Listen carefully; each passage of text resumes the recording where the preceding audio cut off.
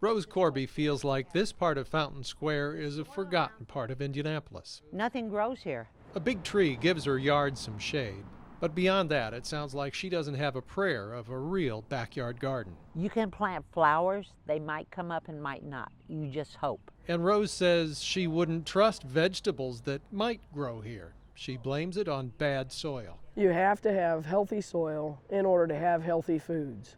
And unfortunately, in Indiana, we have a soil crisis. Linda Proffitt studies chemical contamination as an urban farmer.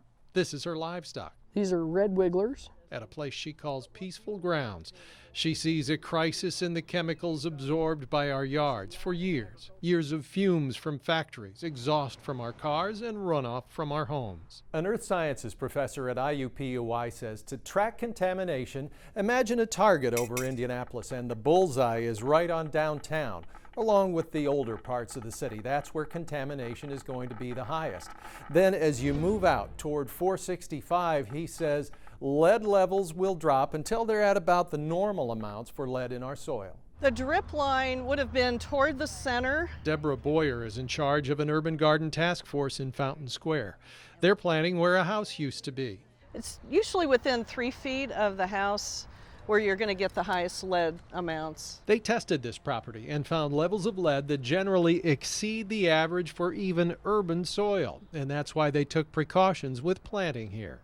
We laid cardboard in first, and then we brought in soil, a combination of topsoil and compost. So we started with fresh soil, and we added a barrier at the bottom of the beds. What they're doing follows the principles of Peaceful Grounds. On this property, we started with 2 full feet of mulch. This used to be a place where people made concrete in Southport. Now Linda and her free-range worms are creating new soil. The key is that we have to start composting and creating safe soils, no matter what. Linda does that by mixing mulch and beer mash, a byproduct from local breweries. You take waste and you create a resource. It's great in a mulch pile, and then the worms in here eat it and leave behind another resource.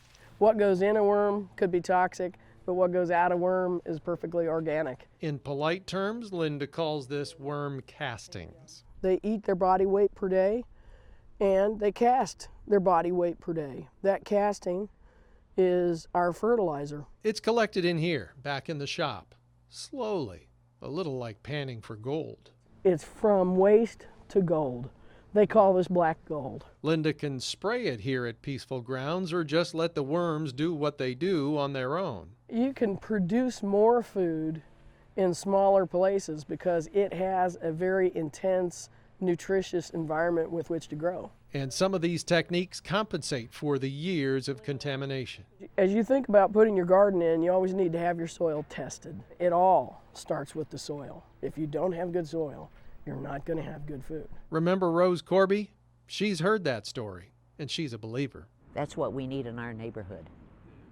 You know, I'm for all them little worms.